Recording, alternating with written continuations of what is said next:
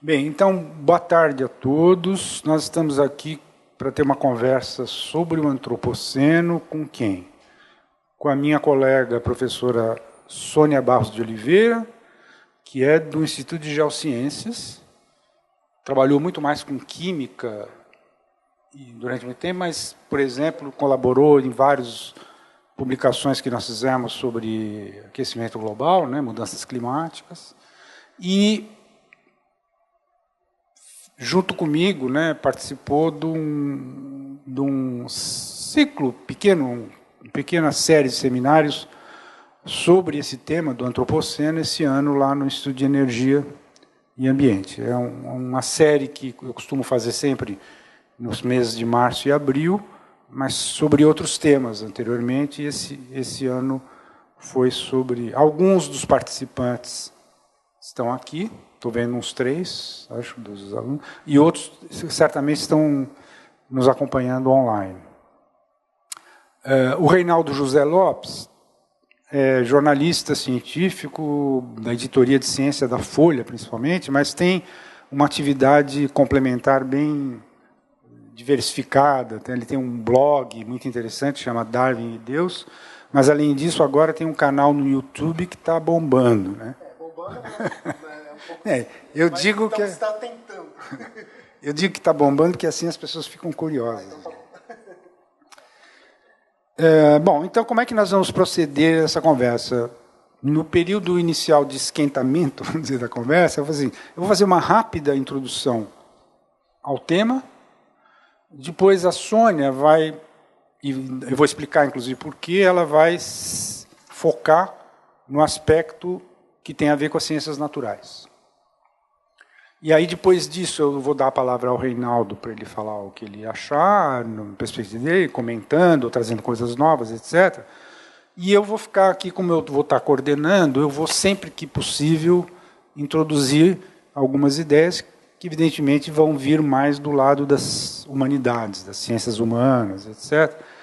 Que eu já aproveito, já nessa introdução, para dizer, eu acho que é um aspecto relativamente secundário da questão. Quer dizer, a discussão mesmo sobre o antropoceno é uma discussão, do meu ponto de vista, no domínio das ciências naturais, mas com imensas repercussões no lado das humanidades, como nós vamos ver. Só que não é isso que nós vamos privilegiar, pelo menos hoje. Eu sei de colegas aqui da USP que estão planejando fazer sobre esse mesmo tema um outro evento no segundo semestre.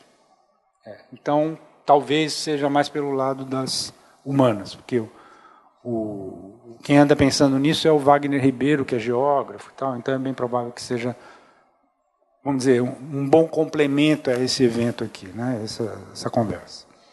Enfim, e depois dessa parte mais introdutória, nós vamos tentar fazer o máximo possível que seja uma conversa aqui, entre nós e também agregando, abrindo para perguntas aí de vocês ou que venham do pessoal que está online, que costuma mandar por e-mail.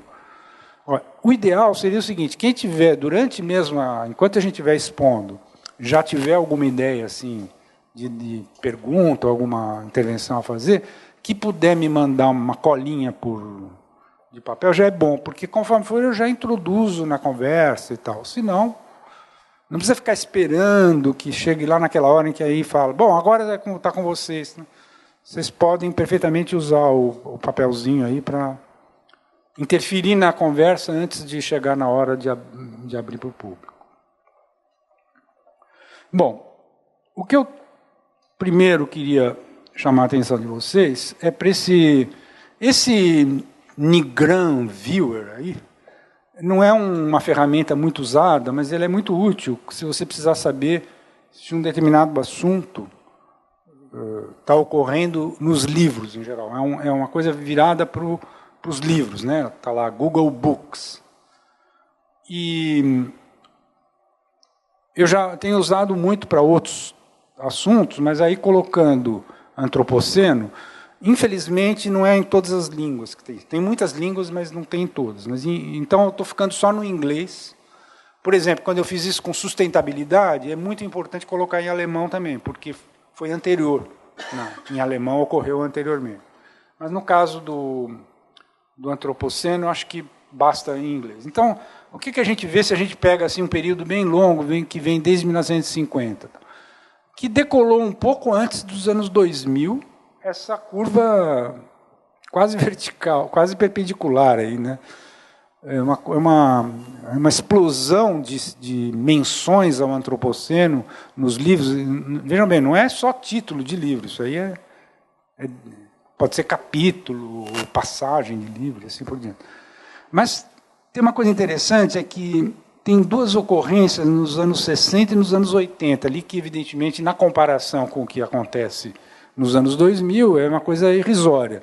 Mas se eu interrompesse, em vez de colocar 2008 no final, que é a última data que a ferramenta permite, né? Se eu tivesse colocado, por exemplo, 90, aí nós íamos ter duas montanhazinhas assim, o que quer dizer basicamente o seguinte, que embora era uma palavra já em uso, e não só pelo biólogo Stomer, que parece ter usado muito nos anos que precederam o lançamento científico da questão. Mas, assim, ela nem se compara, né? Fica muito claro. Tal. E aí, o gráfico seguinte... é rápido para a burra. Então, eu tirei aí uma parte, aí peguei só a partir de 95, então, aparentemente, fica mais preciso, né, que teria começado já uma certa onda em 98, e a partir de 2000, 2001, principalmente nós vamos ver isso, quer dizer, quando Crutzen, numa reunião do IGBP, sobre o qual nós falamos muito aqui no evento anterior com o Carlos Nobre, né, sobre a história da abordagem do sistema Terra, que foi há 15 dias atrás. Foi numa reunião do IGBP que ocorreu em 2000, em Cuernavaca, que, vamos dizer, incomodado com a maneira como os paleontólogos, principalmente, se referiam constantemente ao Holoceno, o Crutzen teria feito uma coisa até meio irritada, assim, de dizer, nós não estamos mais no Holoceno, nós estamos nu, e não vinha a palavra para ele. E alguém assoprou o Antropoceno. Por quê? Bom, porque já estava em uso, como está em claro aí, inclusive já tinha um uso relativamente importante antes de 2000. Agora, muita atenção. É que estou usando aí uma das boas resenhas que foram feitas em 2016 sobre esse assunto, em que o autor, inclusive, usa um trocadilho aí de antropocena, né? Porque, assim, é tão amplo como isso espalhou que não foi ele que inventou, não. Ele cita um outro geógrafo, esse Lorimer é um geógrafo, ele cita um outro geógrafo que, um pouquinho antes, no ano anterior, alguma coisa assim, teria lançado essa piadinha da antropoceno. Mas ele que faz, num paper que realmente é uma das melhores resenhas mais amplas que tem, ele faz essa classificação, ele propõe essa tipologia de questão científica, de zeitgeist intelectual, provocação ideológica, novas ontologias e ficção científica. Não pense que os autores são completamente separados, porque eu acabei de descobrir um dos principais autores científicos sobre o antropoceno tem uma obra de ficção científica também. E provocação ideológica pode ficar achando estranho, mas, por exemplo, nós temos um autor muito importante das ciências humanas, que é o Clive Hamilton, australiano, em que, nesse paper, ele está classificado como provocação ideológica, porque ele é muito incisivo, tal, mas eu diria que ele faz parte da questão científica, só que pelo ângulo das ciências sociais. Agora, para o autor, ele foi tão veemente que ele classifica a obra dele como provocação ideológica. Bom, como eu disse, já antecipei, no momento aqui o que nos interessa é só a parte 1. Seja ela pelo ângulo das naturais, seja ela pelo ângulo das humanidades. Mas nós não vamos dar bola, em princípio, nada é proibido, mas nós não estamos aqui para discutir os outros 4 tópicos.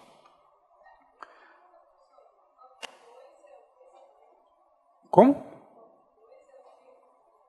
É uma espécie de moda intelectual. Mas essa palavra em alemão é utilizada num outro sentido. Eu estou fazendo uma tradução meio pobre aqui, não sei se alguém depois quiser. É escrito não tem, mas é o que está circulando.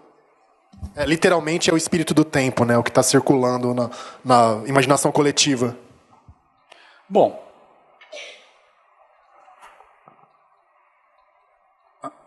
estou apertando no lugar errado. Bom, agora nós temos aqui um gráfico bem melhor, porque esse Mali fez também no ano seguinte, por coincidência, da mesma escola de Oxford. Eles são ambos de uma escola de questões ambientais, só que o Mali não é geógrafo. Eu acho que ele é mais da área das geociências. Ele fez uma revisão aí mais concentrada, mais centrada só no aspecto questão científica. E essa, contrariamente ao que eu mostrei antes do Nigram Viewer, isso é só um rastreamento em periódicos científicos. Tá certo? Não é livros em geral. Ele põe ali embaixo, baseado no Web of Science. E aí, isso é muito interessante, porque além de ter o gráfico, ele dá algumas datas, aí, como, por exemplo, a constituição do grupo de trabalho sobre o Antropoceno, ali em 2009, mais ou menos. Uma publicação que é considerada um marco, tal, que é da Philosophical Transactions, da Royal Society, um número especial, 2011, eu acho. E, principalmente, quando aquela curva aí realmente, aí, no caso, fica também quase perpendicular, é porque saíram 3 periódicos científicos, que praticamente todos dedicados ao tema. Então, o que a gente fez, então eu queria só apresentar isso como, vamos dizer, introdução ao assunto, para perceber, principalmente, não só a atualidade da questão, o quanto isso está, vamos dizer, difícil de acompanhar, porque quando eu tive que fazer uma seleção de textos agora, no final da nossa série de seminário, tive que fazer uma seleção de textos para colocar na minha página, e eu vou indicar isso para vocês logo em seguida, eu vi que eu tenho mais de uma centena, que certamente devo ter lido metade. Então, e aí restringindo, né, só aos aspectos considerados da questão científica.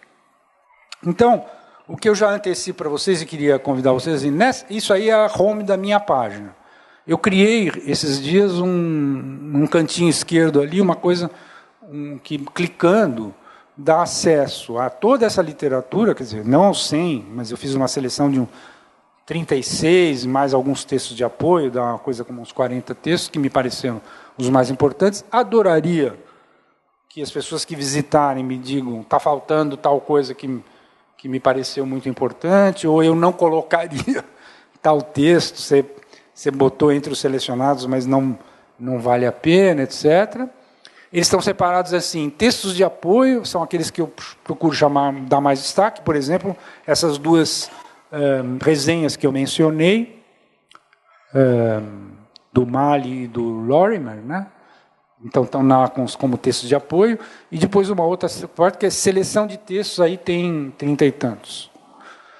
E, além disso, os vídeos. Quer dizer, esse aqui, né? Então, o vídeo desta sessão logo estará disponível também ali, além de estar na página do IEA e além de ir para o YouTube.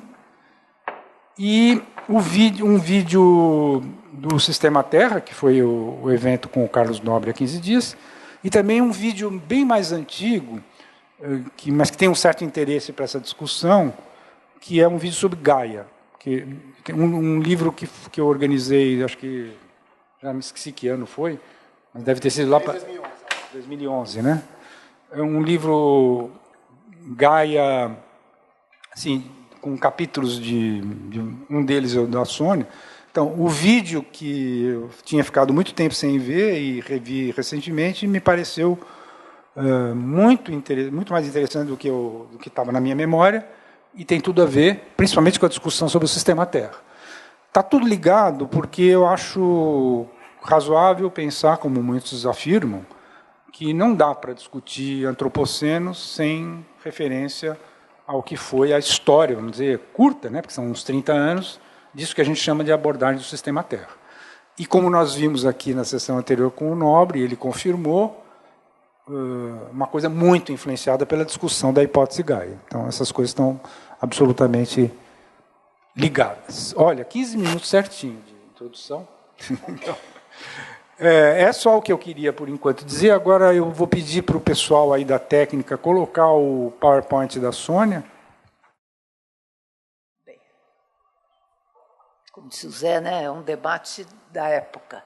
Essa aqui é a capa de um artigo bastante recente, de 2011 ou 2012, sobre o antropoceno. Sim.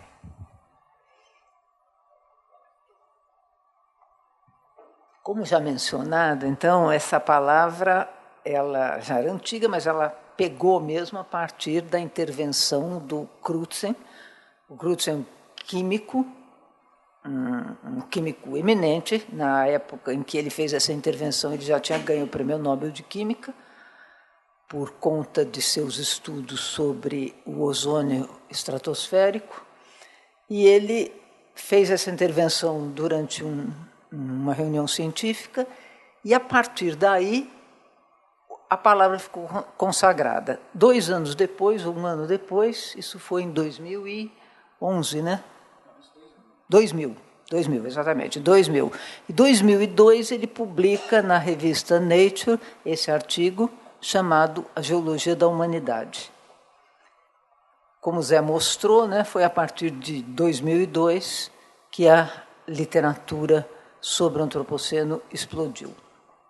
E, dizendo de modo simples o que ele diz aí, né, o resumo desse artigo é isso: a atividade humana vem tendo uma presença crescente nos múltiplos aspectos do mundo natural.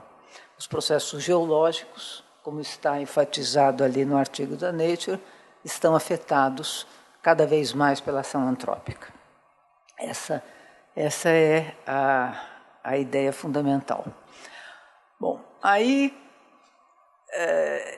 nesse artigo, na sua primeira intervenção, ele fala de uma possibilidade, ele fala dos vários aspectos do sistema Terra afetados pela ação antrópica e propõe que o início do antropoceno, desse novo período da história geológica, que nessa altura ainda não havia muita certeza em que tipo de posição hierárquica na escala do tempo geológico esse novo período ia ocupar, mas ele propõe que o início seria o final do século XVIII. Final do século XVIII, no início da Revolução Industrial.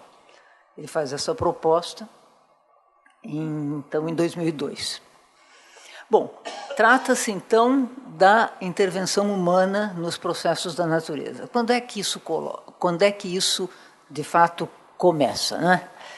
Eu aqui coloquei alguns slides para situar um pouco a questão da intervenção humana na natureza.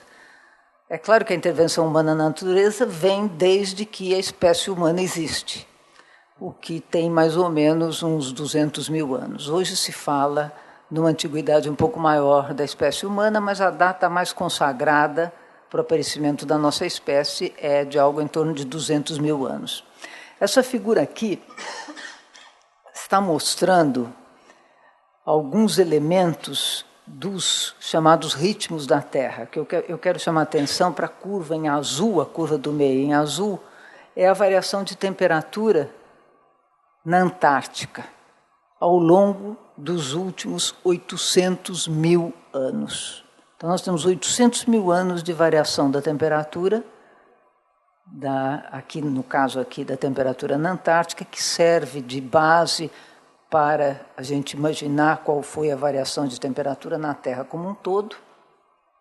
E a gente vê que há oscilações mais ou menos regulares, que representam períodos mais frios, períodos chamadas idades glaciais, e períodos mais quentes. Aqui à direita do gráfico nós temos o tempo zero, que é o presente.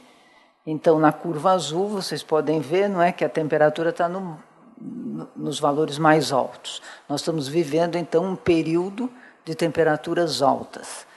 Esse período, na escala do tempo geológico, é chamado de Holoceno. É um período que não só as temperaturas estão altas, como elas estão muito estáveis em relação ao período precedente. Vocês veem ali os 100 mil anos precedentes, correspondem à última idade do gelo. Foi um período que não só as temperaturas eram muito mais baixas, mas eram muito mais oscilantes. Isso a gente pode ver muito bem, muito melhor, aqui nesse diagrama, onde eu pus uma lente de aumento sobre os últimos 100 mil anos. Então, aqui a temperatura, de novo, no eixo vertical e no eixo horizontal, os últimos 100 mil anos. O presente está aqui, na extrema direita da curva. Então, nós vemos esse período chamado Holoceno, que tem mais ou menos uns 12 mil anos, e o período que precedeu foi a última idade glacial, em que o homem já existia. Ali, na parte da esquerda, a gente vê uma hipótese razoavelmente recente, no trabalho de 2017, uma hipótese para o espalhamento da espécie a partir da África, com segurança, pelo menos 50 mil anos, né? Bom, a população humana, então, já vem desde 200 mil anos, mas até 10 mil anos, ou 12 mil anos, era uma população muito pequena e que, durante todo esse tempo, esteve quase à beira da extinção. Por muitas vezes, quase se extinguiu realmente. E essa população só veio a se estabilizar e começar a crescer quando nós entramos nesse regime climático do Holoceno, nesse regime de estabilidade climática do Holoceno há 12 mil anos. Foi quando a espécie, então, se sedentariza, quando a agricultura é inventada, e aí a nossa espécie aumenta muito em número. É a partir desse momento, realmente, é que a intervenção na natureza começa a se tornar mais evidente, né? Aqui estão alguns dados demográficos. 10 mil anos se estima em 1 milhão de habitantes. Até 10 mil anos atrás, imagine então, mais de 90% da história da nossa espécie, uma população muito pequena, de no máximo 1 milhão de habitantes. A partir daí, a população começa a crescer e, na época da descoberta da América, como mostra o gráfico aqui à direita, se estima uma população na faixa dos 450 milhões. Agora, esse ainda é um crescimento muito lento.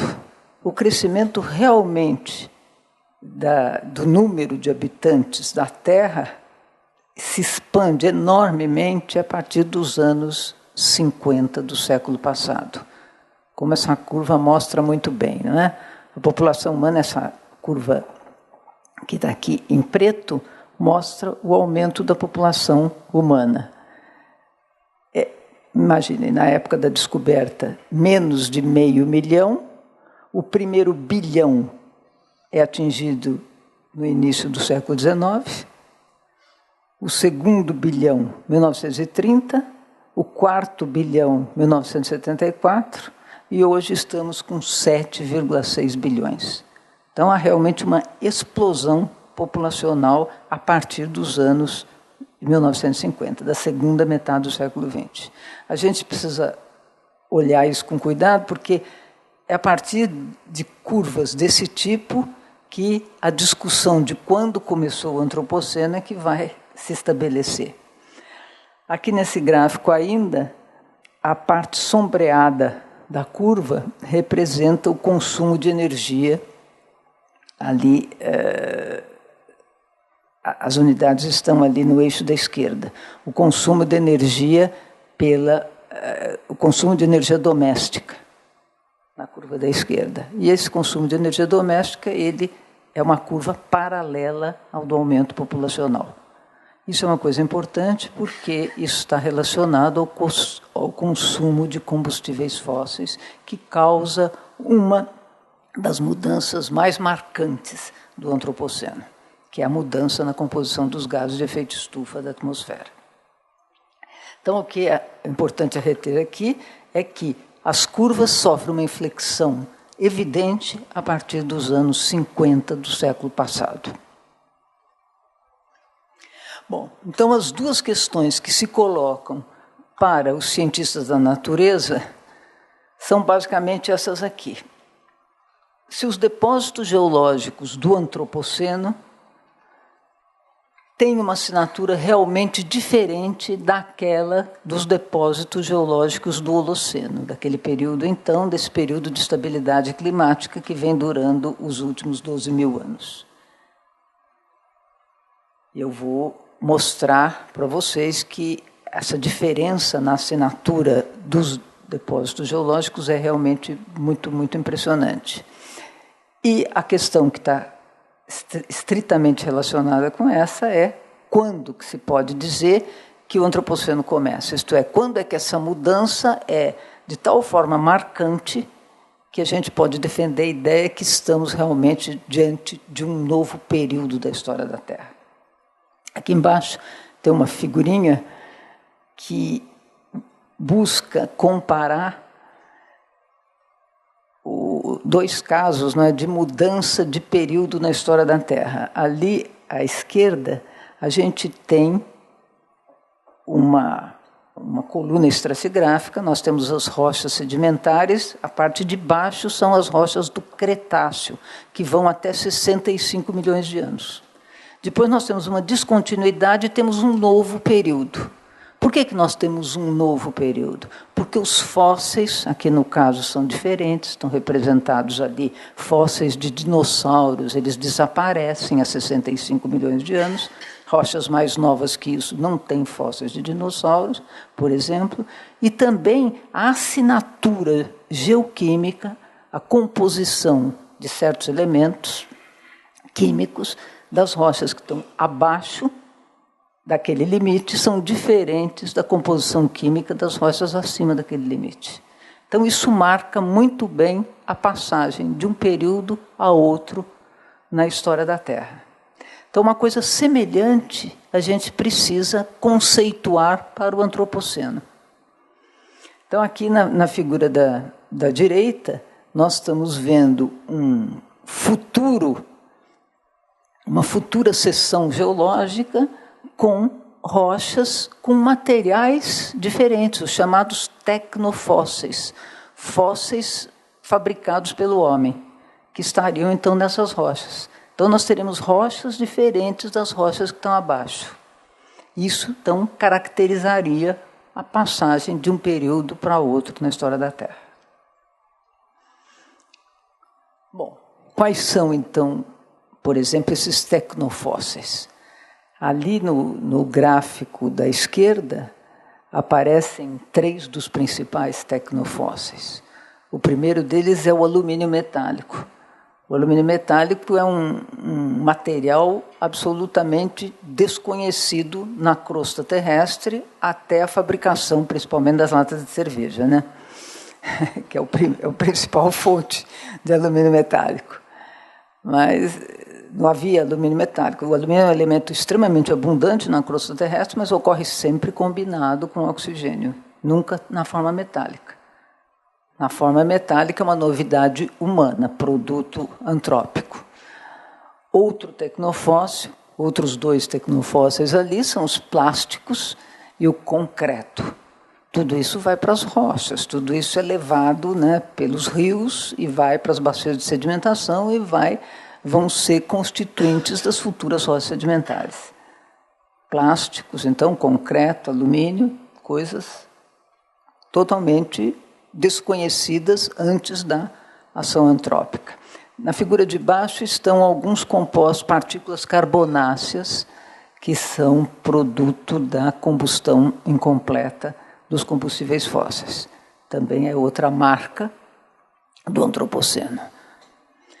A figura da direita mostra o que seria a descontinuidade no conteúdo fossilífero do antropoceno.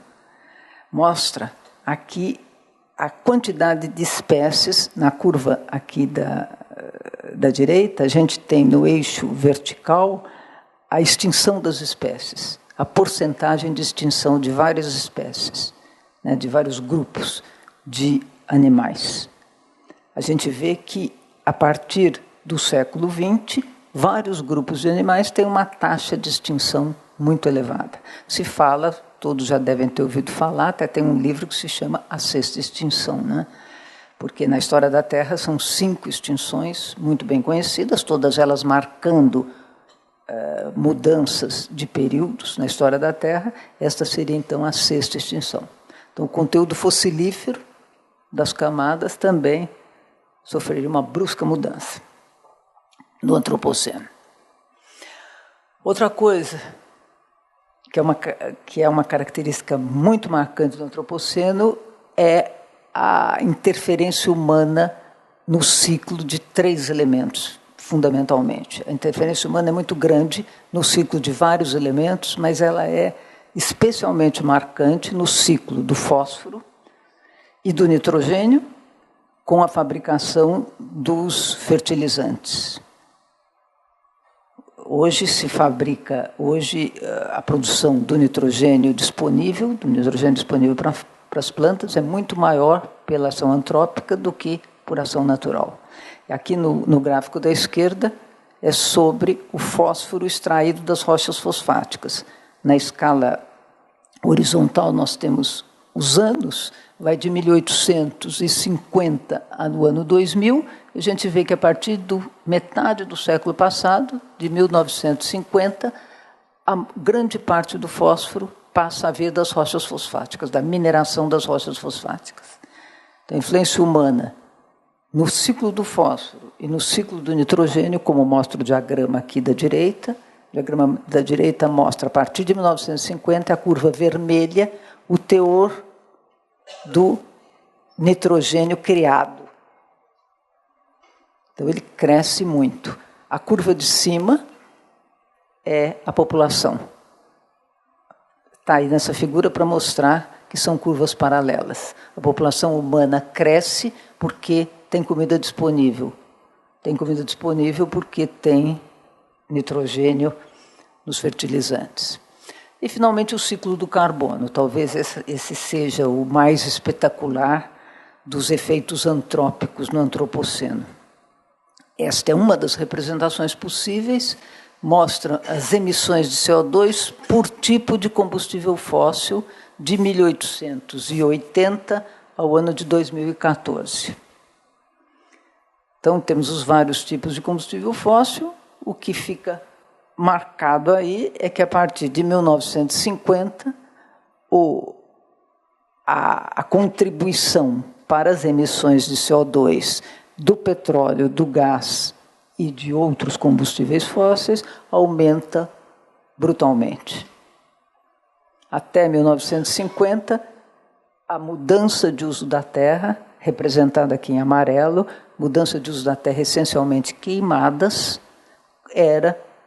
tinha contribuição fundamental na emissão de CO2. Hoje essa contribuição é muito secundária, em torno de 10%. 90% da emissão de CO2 vem da queima de combustíveis fósseis. Bom, aqui há mais alguns elementos que caracterizam essa intensidade da ação antrópica. A figura de cima mostra as barragens nos Estados Unidos.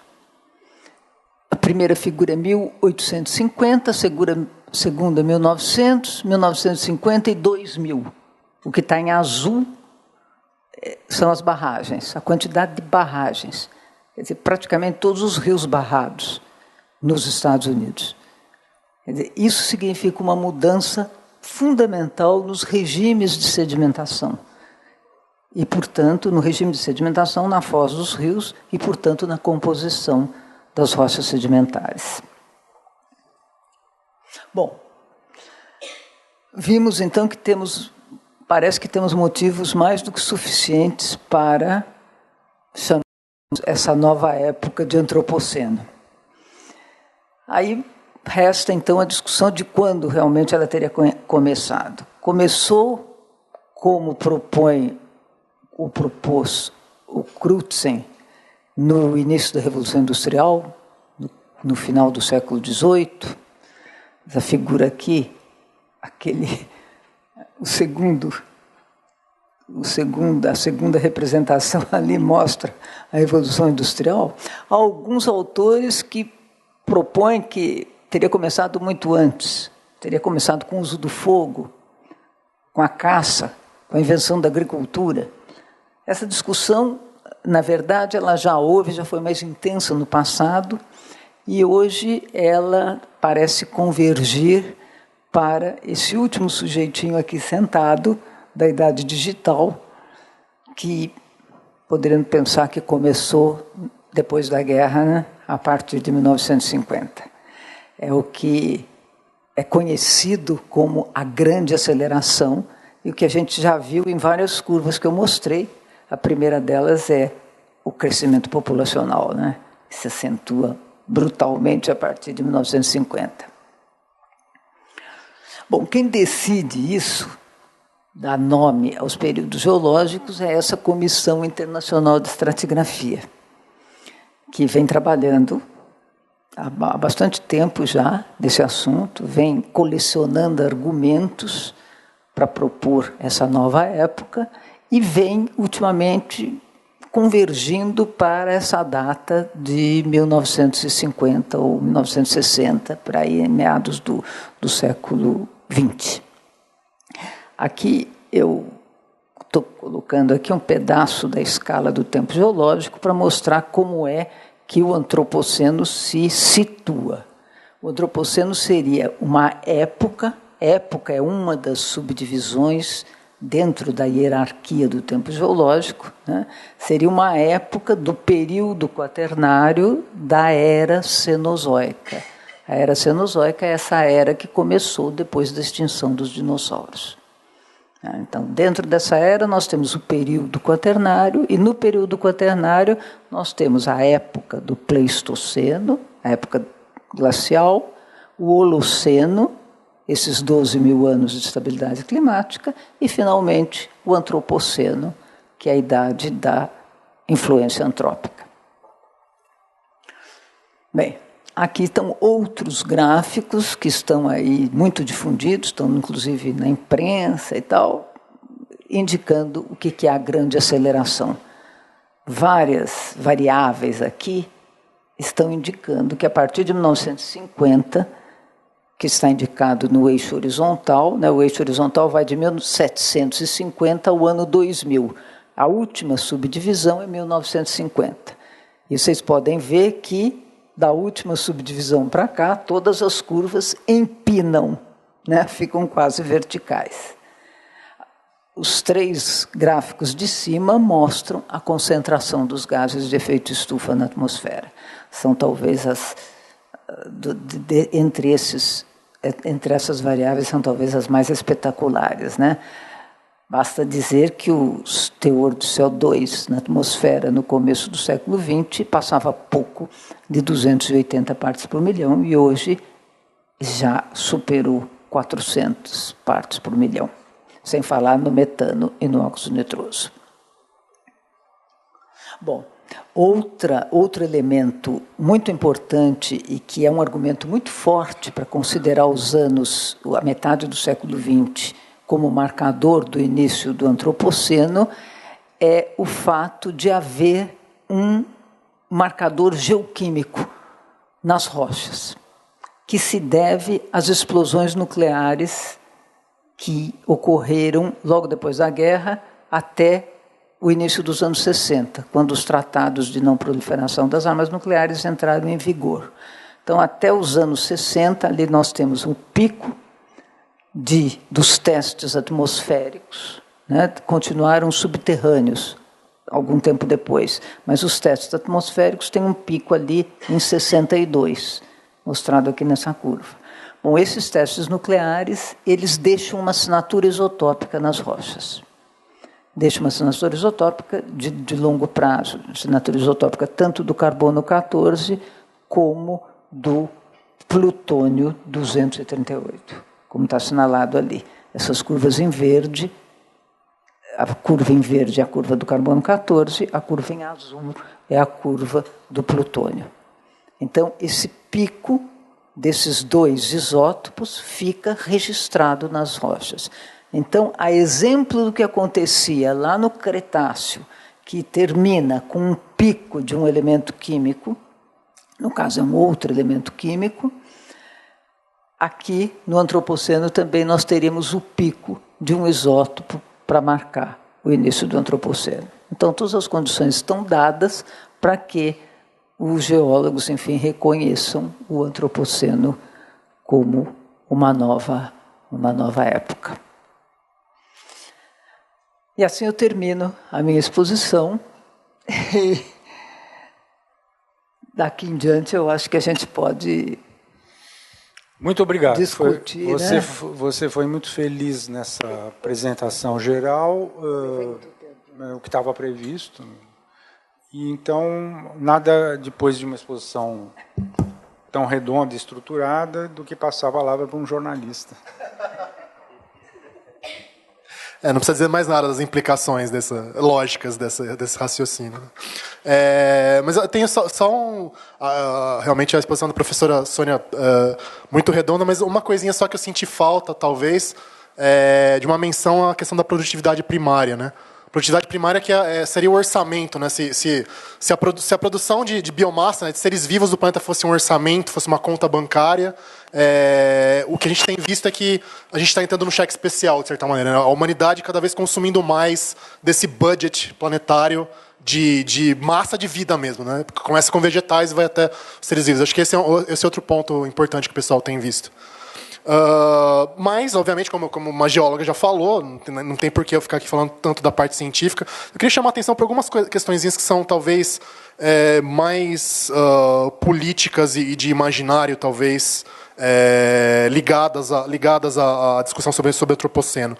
Uma coisa curiosa que eu senti acompanhando, como jornalista de ciência, as publicações que têm saído sobre o grupo de trabalho que vai tentar definir formalmente o Antropoceno, algumas críticas de alguns geólogos sobre a ideia de estabelecer isso formalmente, apontando que seria uma certa mistura de política com ciência, né? Uma certa mistura de igreja e Estado, aí, né? Violando o Estado laico da ciência, digamos.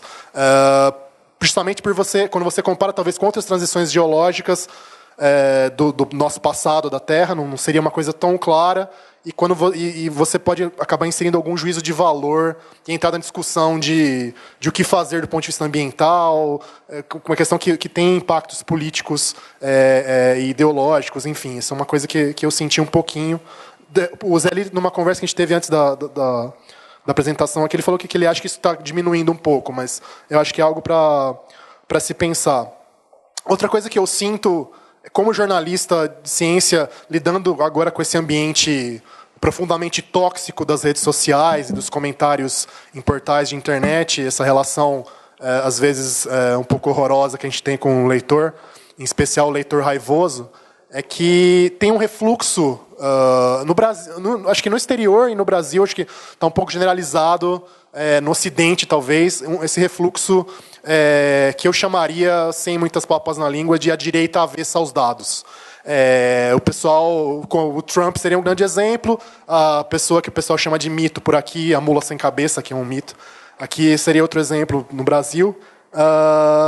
E é curioso como eles têm essa associação muito clara entre a esquerda política e a questão ambiental, que é uma associação, de certa maneira, é lógico, tem afinidades eletivas por aí, mas, ao mesmo tempo, eles estão tentando bater realmente nos dados. É impressionante como todo texto que a gente publica na Folha, ou que sai em outros lugares também, sobre a questão do aquecimento global, ou temas ambientais de maneira geral, esse questionamento ideológico está se fortalecendo muito, assim. Então, conforme esse debate sobre o Antropoceno avança e a gente fica mais perto de uma definição oficial, eu acho que isso tende a se intensificar talvez. Eu acho que é algo para se estar atento nesse debate. Esse pessoal que não quer saber, esse pessoal que diz, como dizia o Nelson Rodrigues, pior para os fatos, eles vão ficar mais barulhentos, eu acho, cada vez mais. E para tentar terminar num tom um pouco menos, digamos, para baixo, eu lembrei aqui durante a apresentação de uma frase que parece que não tem nada a ver, mas eu acho que tem um pouco a ver. Dizem que quando estava acontecendo a Guerra Civil Americana, o Lincoln se encontrou com a Harriet Stowe, que é a autora da Cabana do Pai Tomás, e disse que o Lincoln chegou para ela e falou: "So you're the little woman that started this big war." Então a senhora que é a mulherzinha que começou essa guerra imensa. Quando a gente fala da Guerra Civil Americana, acho que é um tema, a gente pode pensar de maneira mais ampla em eventos históricos, de maneira geral. Que a gente tende a pensar na questão econômica, e o liberalismo econômico não interessava mais para o norte-americano manter a escravidão, porque eles queriam ampliar mercados consumidores e tal, mas o aspecto ideológico, o aspecto, digamos, de imaginário, de significado, que fortaleceu muito o movimento anti-escravista nos Estados Unidos, também foi talvez tão importante ou mais importante, que a Cabana do Pai Tomás foi uma coisa que galvanizou o abolicionismo americano, talvez tão mais importante, ou pelo menos igualmente importante, que a questão econômica para um conflito dessa magnitude. Eu acho que o aspecto de imaginário do que significa a presença humana na Terra hoje, que o termo antropoceno implica, também é crucial. A gente estava falando, mas o que adianta mudar um nome? Um nome, às vezes muda muita coisa. Não sei, acho que é uma coisa para a gente pensar também. É isso. Obrigado. Eu vou fazer uma observação complementar, tal, e depois, por favor, vocês fiquem à vontade para então, para não perder o fio da meada, quer dizer, na verdade, isso já está demonstrado, né? Porque o grau de, vamos dizer, apropriação dessa questão do antropoceno nas áreas não científicas, e também por um tipo de debate que ocorre nas humanidades, aí poderia se considerar dentro do campo científico, não sei, já mostra que o efeito do que você terminou dizendo, uma palavra pode ter, já teve, né? Porque realmente eu acho que tem poucas comparações que possam ser feitas sobre temas da atualidade. Quer dizer, eu estou lembrando principalmente de títulos de livro que a gente andou percorrendo, tal, não usamos nos nossos seminários, porque não era o caso, mas eu tenho um que eu recebi recentemente, que é Aprender a Morrer no Antropoceno, aí tem um outro que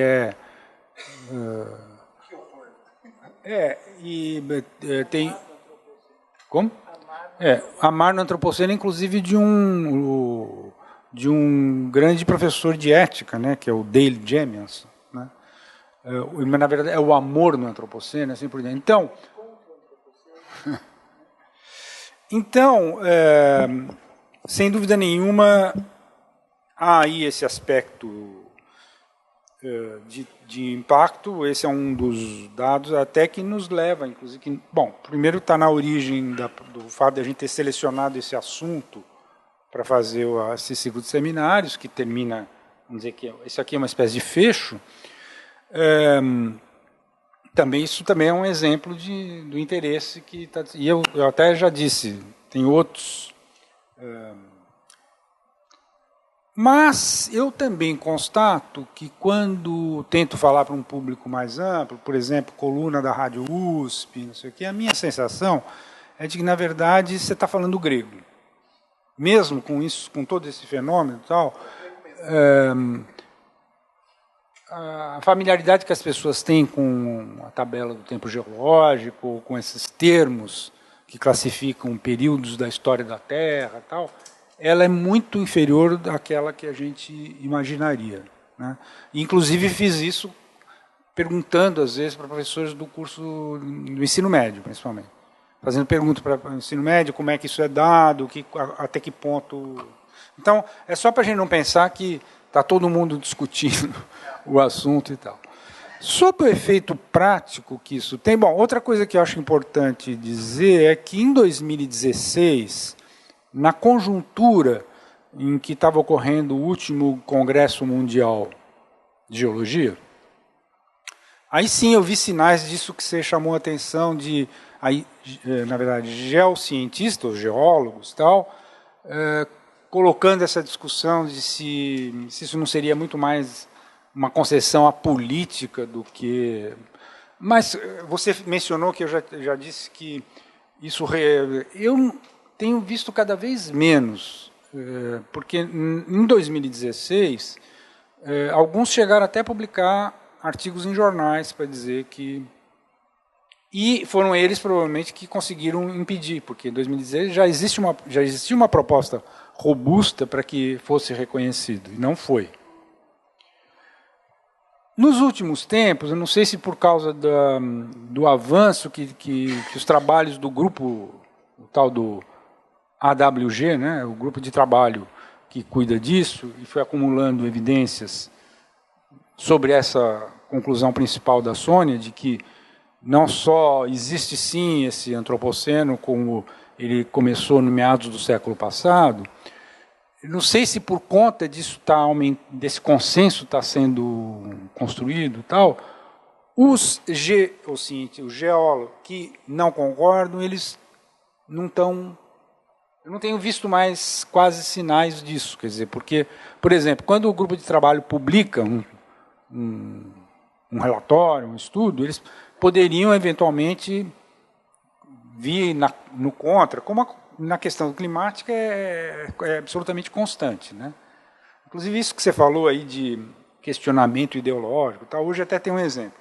Eu estava lendo, hoje mesmo veio uma coisa que o Marcelo Leite publicou, acho que só na parte digital, não vi na folha escrita, uma coisa sobre a mudança da corrente do Golfo. Só no site, né? Adiantando a questão da discussão sobre mudança climática e baseado num estudo que saiu recentemente na Nature. Logo embaixo, eu costumo terminar de ler e não continuar, mas por acaso, não sei porquê, eu notei que logo o primeiro comentário era negacionista, violento, assim, super agressivo, mas também sem nenhuma... Se tivesse algum argumento.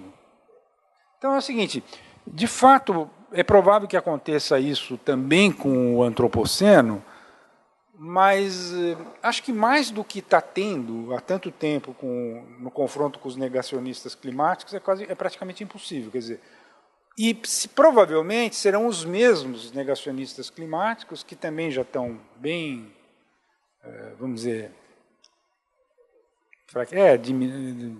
perderam, a meu ver, perderam importância nos últimos anos, claramente, serão eles mesmos que vão continuar também querendo protestar contra o antropoceno dessa forma. Eu vi que você pegou o microfone, se quer dizer que você quer falar, fica à vontade, que isso é uma conversa. É só porque eu acho que no clima atual os argumentos é o que menos importa. As pessoas deixaram de se importar com os argumentos e eu não sei, pode ser algum viés de amostragem e tal, mas a sensação é que não só a estridência piorou nos últimos anos, como o número dos que se sentem no direito de serem estridentes piorou bastante. Mas não sei, é lógico que é muito difícil de medir isso de uma maneira objetiva, né? Mas... eu só acho o seguinte, é que a estridência que você está chamando, ela ganha força quando também existem alguns pesquisadores com alguns argumentos naquela direção. Aí reforça a estridência. Assim. Porque senão, assim... Por exemplo, aqui no Brasil, durante muito tempo tinha um negacionista conhecido, que era o Molion, que até eu fiz livros em que ele fiz questão de convidá-lo para fazer um capítulo e tal. Depois apareceu um jovem aqui da USP, acho que do Departamento de Geografia, e foi para o Jô. Entende? Que me parece, inclusive, que assim, realmente eu tentei ver se existia algum argumento sério, não sei o que e tal. São os mesmos, é uma espécie de repetição. Aí tem muita gente que gosta de sempre estabelecer um vínculo entre esse tipo de argumentação e as grandes petroleiras. E, de fato, recentemente, pesquisas mostraram que as grandes empresas de energia fóssil tinham elementos a respeito da questão climática, inclusive antes que o IPCC começasse a funcionar, e esconderam, né? Isso foi revelado recentemente, mas Mas não é... As pessoas que o cigarro ajudaram, os mesmos publicitários que trabalharam com negacionismo de cigarro trabalharam no negacionismo do clima. Impressionante.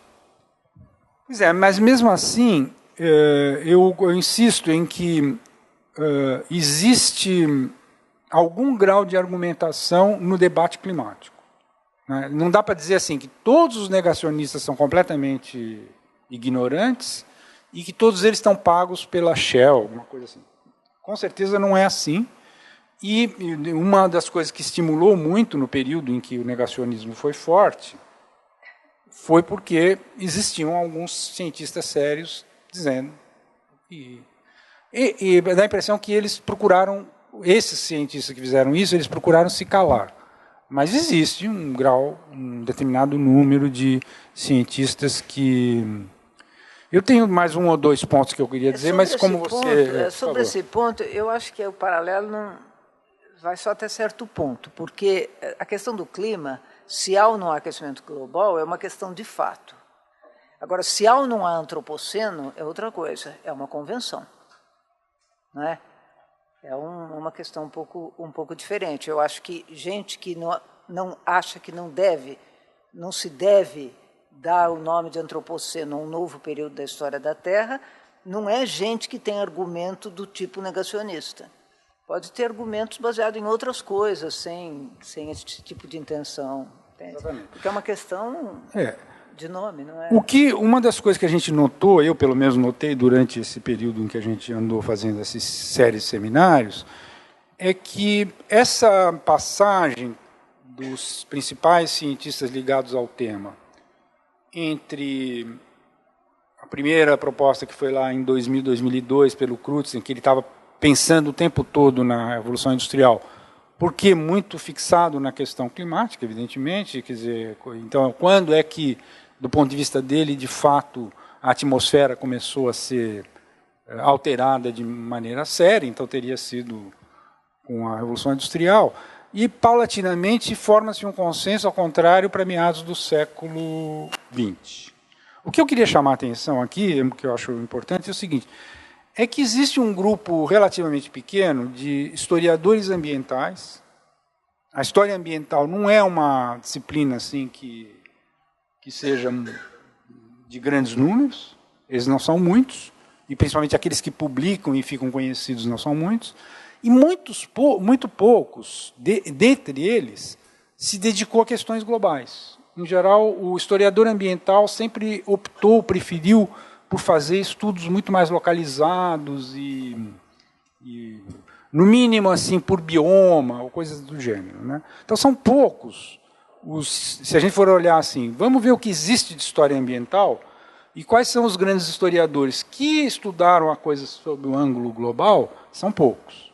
E o que é interessante notar é que a tese da grande aceleração vem deles e já bem anterior à discussão sobre o antropoceno. Quer dizer, eles, mesmo sem ter, os historiadores ambientais, mesmo sem ter nenhuma ligação com esse tema do antropoceno, eles foram puxados depois para isso, eles já tinham formulado claramente essa demarcação da grande aceleração.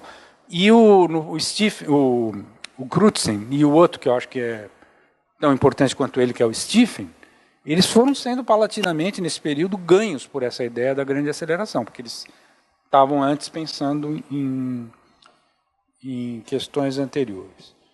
Acho que é basicamente isso que eu gostaria de comentar, e agora fica com vocês, ou imediatamente a gente abre, como vocês preferirem. O que vocês têm mais alguma coisa?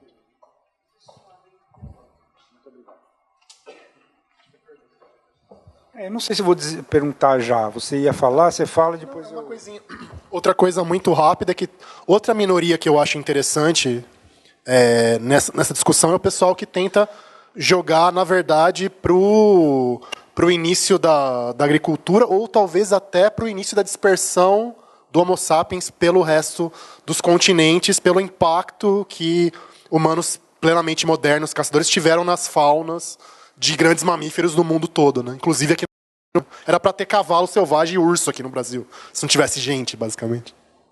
Então, justamente esse ponto foi bom você levantar, porque é importante que fique bem esclarecido aqui que é o seguinte: depende do prisma que você se coloca. Se você não der bola para isso que nós tratamos aqui há 15 dias atrás, chamado abordagem do sistema Terra, um monte de coisas são válidas. Você dizer que, como a Sônia citou, desde o fogo, né? Quer dizer, poderia. A intervenção humana é uma coisa antiquérrima.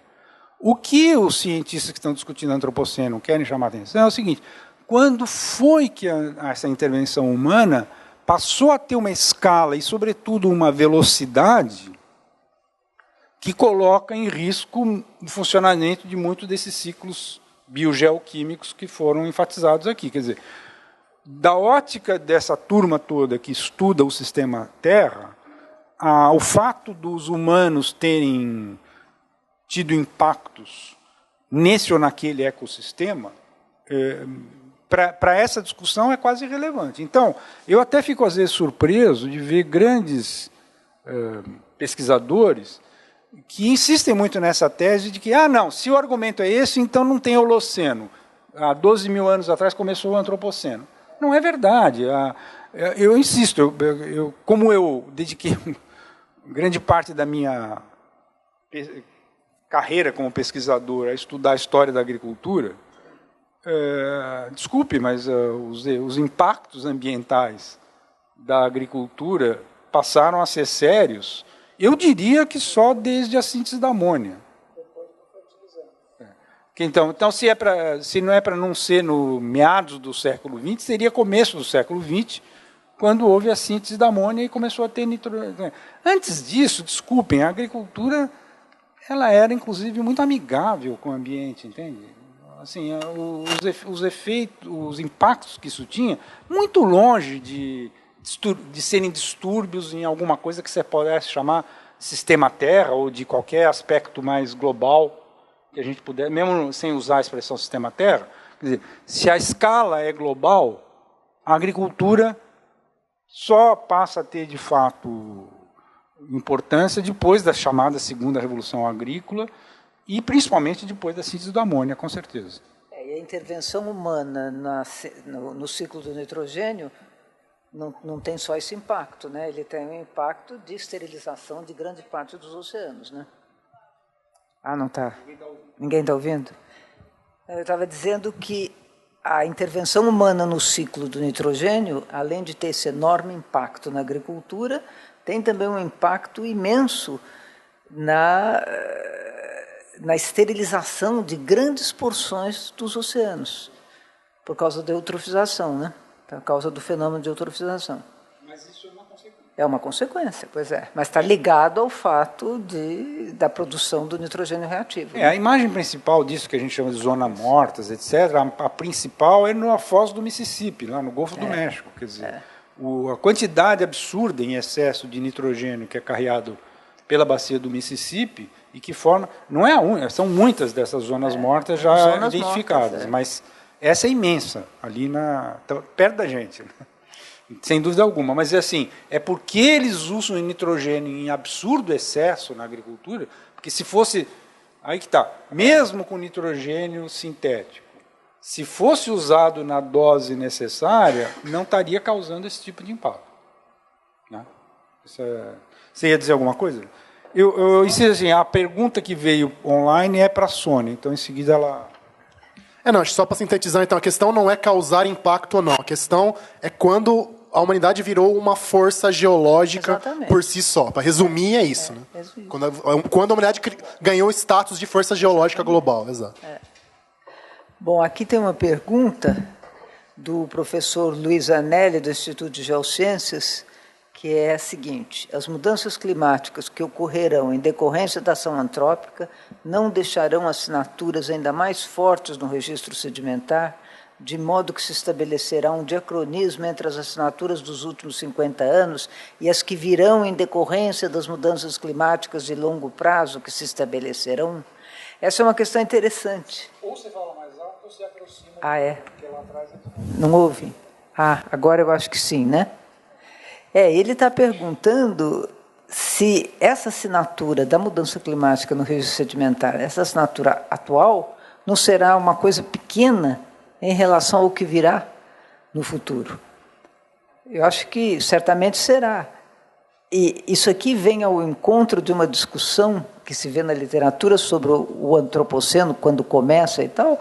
Muitos pesquisadores argumentam que nós estamos apenas no início do antropoceno. O antropoceno está mal começando. Alguns até defendem de que ainda não seria o momento de formalizar o antropoceno, porque o antropoceno está mal começando. Conviria talvez esperar um pouco para ver como é que isso se estabelece, para pensar numa formalização. É um argumento que tem um certo peso, um certo valor, na minha opinião. Embora eu acho que a formalização deverá vir no próximo Congresso Internacional de Geologia, daqui a 2 anos. Mas o que ele pergunta é isso. Essa assinatura não vai se acentuar ainda mais no antropoceno? Acho que certamente. Então, o antropoceno será formalizado a partir do momento em que a assinatura antrópica aparece. Né? Acho que é isso. Eu fico tentando pensar assim, nas duas hipóteses. A hipótese de que vence essa tese de que talvez seja precipitado formalizar agora. Eles têm argumentos bons em relação a isso, mas... Tem argumentos. E a outra hipótese que é, não, já está tudo claro, agora em 2020, no próximo congresso, formaliza. E eu fico tentando pensar assim, quais são as consequências de acontecer um cenário ou outro? E o que mais me levaria a torcer para que formalize logo é a questão pedagógica e didática. Porque é o seguinte, claro. Quer dizer, os livros do ensino médio vão ter que incluir necessariamente, obrigatoriamente, oficialmente, um capítulo sobre o antropoceno, onde essa questão da aceleração dos efeitos e vamos dizer, esse sentido de urgência das questões, que nem sempre tem, ocorreriam. Enquanto que, se vencer a tese de que talvez seja precipitado muito cedo para formalizar, isso não vai ocorrer. Quer dizer, os livros do ensino médio, por exemplo, vão continuar... Eu estou me referindo principalmente ao ensino médio, porque eu acho que depois que as pessoas vão para a universidade, dependendo do tipo de carreira que elas escolhem, esse assunto nem vai mais aparecer. Né? Então, pelo menos no ensino médio, tem a tal da base curricular aí, comum que está sendo formalizada agora, teria que ter, caso oficializado, teria que ter uma mudança nos livros e assim por diante, o que meio que seria, eu acho que muito bom para o aumento da consciência em relação a isso que a gente chama rapidamente de consciência ambiental. Mas eu não consigo ver muito a outra. Assim, de resto, muita gente vai poder perguntar assim, e daí? E daí? O que importa eu saber se eu estou no antropoceno ou se eu ainda estou no holoceno? Para muita gente isso não vai ter efeito nenhum prático. Não. Eu estava comentando antes de começar que eu dei como aula inaugural para o Instituto de Geociências, para os calouros, eu dei uma aula inaugural sobre o antropoceno. E eu perguntei para os calouros se eles sabiam o que era antropoceno.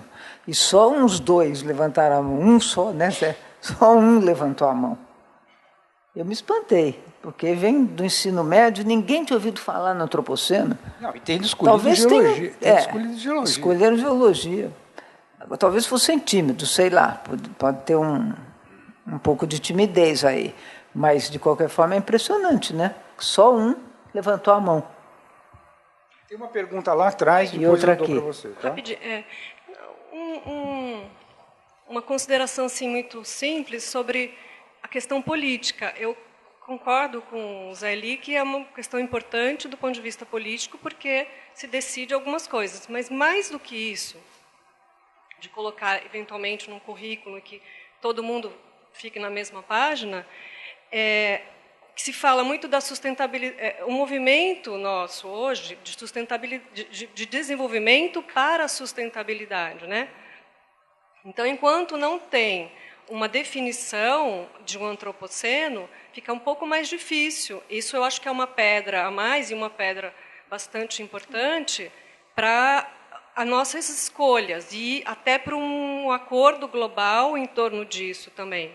Uma questão de governança global que pode ser afetada por uma decisão. E daí, Eu me espantei que em 2016, quando teve a última reunião, não sei se foi a última, não sei se é todo ano essa reunião. Em 2016 ficou sendo o ano em que a Comissão Estratigráfica iria decidir. Não, de 4 em 4 anos. De 4 em 4, nos congressos, né? internacionais. O Renato falou que era de ano em ano porque ele tinha entendido que ela estava se referindo às COPs. Não. A Comissão Estratigráfica. Em 2016 ficou sendo foi dito que e não foi decidido, né? Então, o porquê não foi? Se você tem alguma informação, e só sobre mais uma coisa, sobre a questão do negativismo. Por acaso hoje cedo negacionismo, você quer dizer? Negacionismo. Desculpe. Negacionismo. Por acaso eu estava lendo aqui uma newsletter e tal, e eu achei muito estranho, fiquei até achando que fosse fake, mas vindo de onde vinha não, né? Mas é que diz que um general da reserva dos Estados Unidos estava fazendo um anúncio no jornal em favor de que o aquecimento global existia mesmo e tal. Então, assim, né, achei inusitado. Deixa eu te fazer umas observações antes de passar para a resposta principal.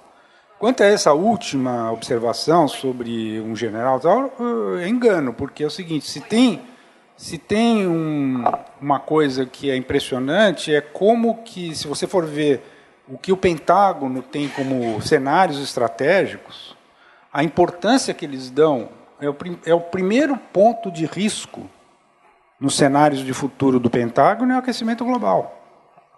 Pentágono. Tá certo? Então, é errôneo pensar que, por exemplo, que no caso, porque ser um general ou não general, que eles pensem de uma maneira diferente. Ao contrário, o pessoal em geral, que por outras razões tem que pensar a questão global e tem que pensar em futuro e, portanto, começa a fazer cenários, eu não vi ninguém ainda fazer esse tipo de exercício e dizer que o aquecimento global não é importante ou que eles sejam negacionistas, etc. Então, nesse aspecto... Quanto à primeira observação, a do meio vai ficar para a Sônia, primeira observação sobre o efeito que teria formalizar ou não sobre essa luta pela sustentabilidade e tal.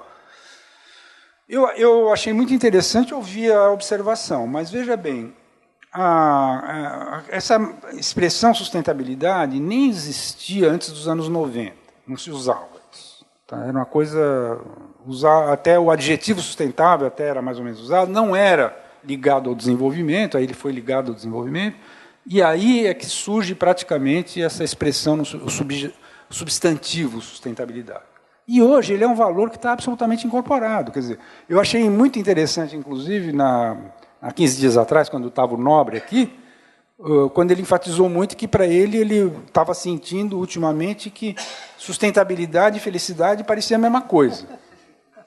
Então, vocês veem, é muito raro que uma noção que nem sequer era usada em tão pouco tempo, no período de algumas décadas, se torna um valor tão importante como valores como justiça social, coisas do gênero.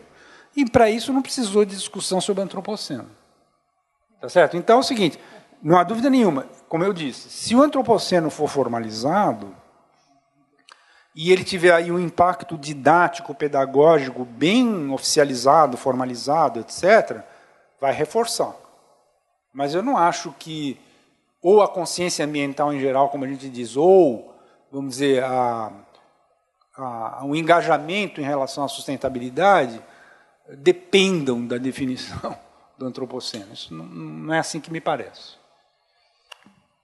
Agora, a questão é, por que em 2016, como é que foi a discussão em 2016?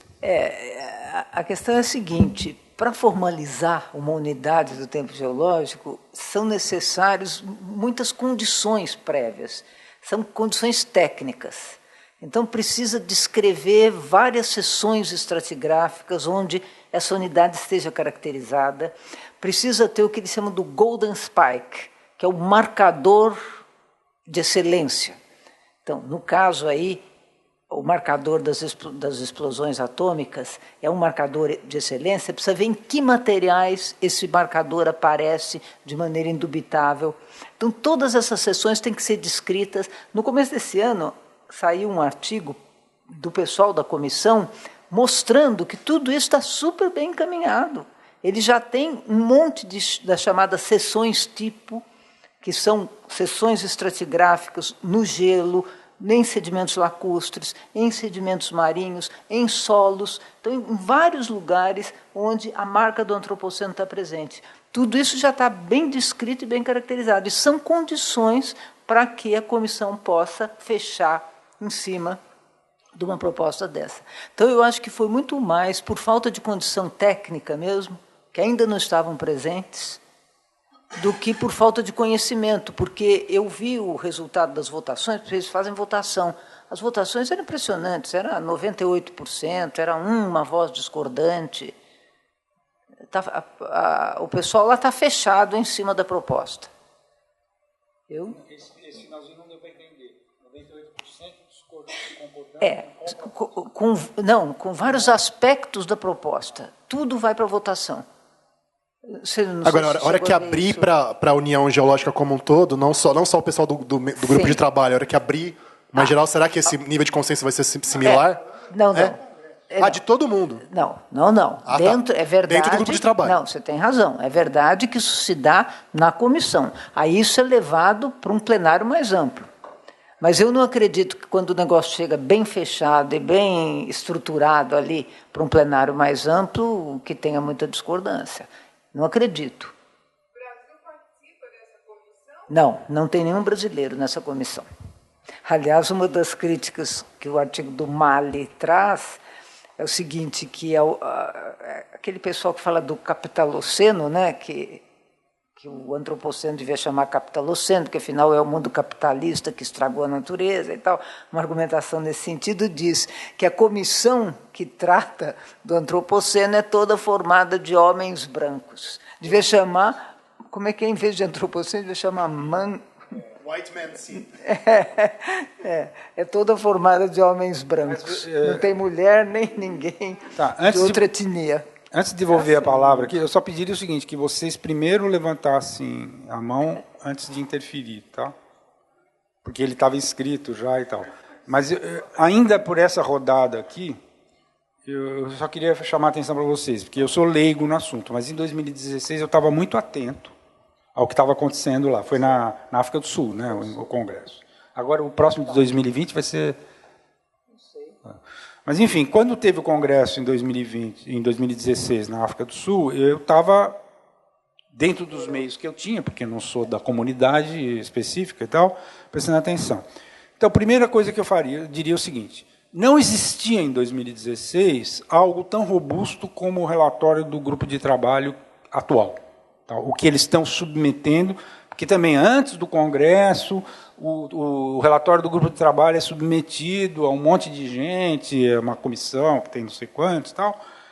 E, quer dizer, não vai ser uma discussão de meia hora no Congresso que vai decidir. A coisa já meio que está amadurecida. Então, é o seguinte: não existia em 2016 uma peça tão robusta como essa, primeiro. E segundo, o pessoal que era assim reticente foi para os jornais. Eles não foi uma coisa que tenha ficado só, porque, em princípio, essas discussões ficam entre os membros da comunidade, no máximo, quer dizer, ou os que participaram. Não sei. Mas eu, por exemplo, li artigos de dois autores, principalmente, um deles eu me lembro bem o nome, que é Finney, que era dos contos e tal, assim, procurando influenciar o Congresso, entende?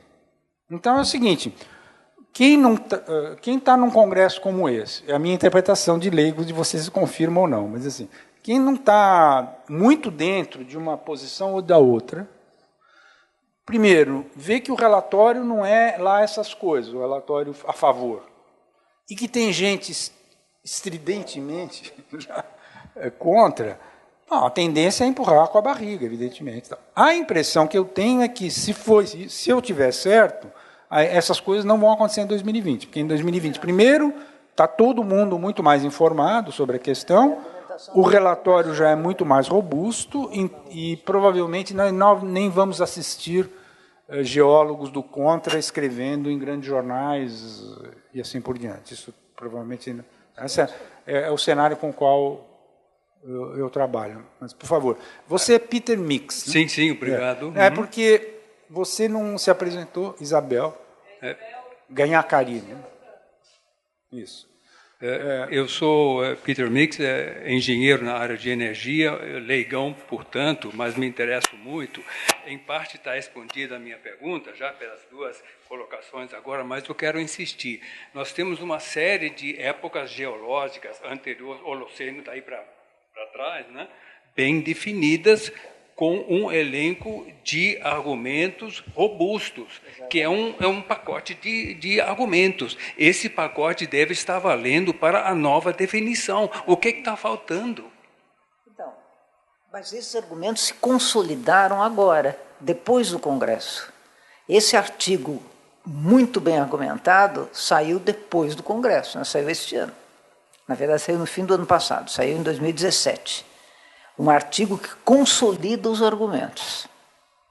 É um artigo do fim de 2017. E a senhora diria que esse artigo consolida praticamente o argumento necessário para fechar em 20? Olha, me pareceu. Me pareceu. Obrigado.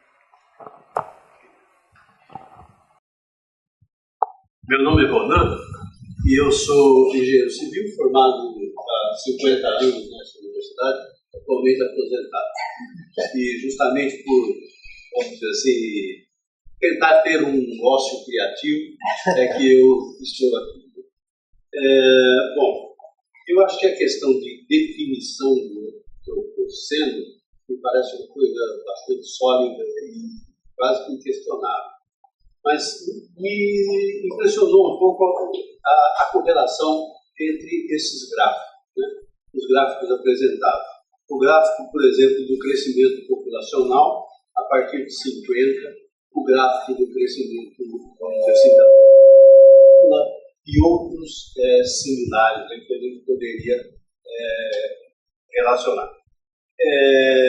Entretanto, existe um aspecto ético nessa questão que eu gostaria que fosse abordado, se fosse possível, mesmo que não fosse aqui de forma adequada.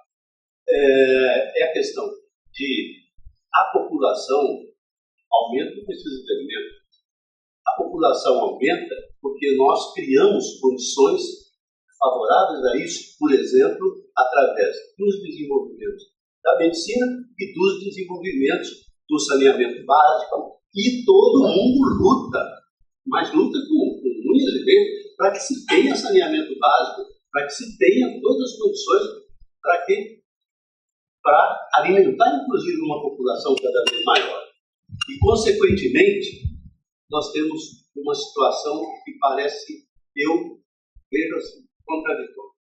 Estamos, vamos dizer assim, criando, como que subindo num banquinho, só falta agora botar a corda no pescoço e pular de lá, porque é uma coisa impressionante. Nós estamos criando os meios para a nossa própria destruição. Como o professor Nobre colocou aqui.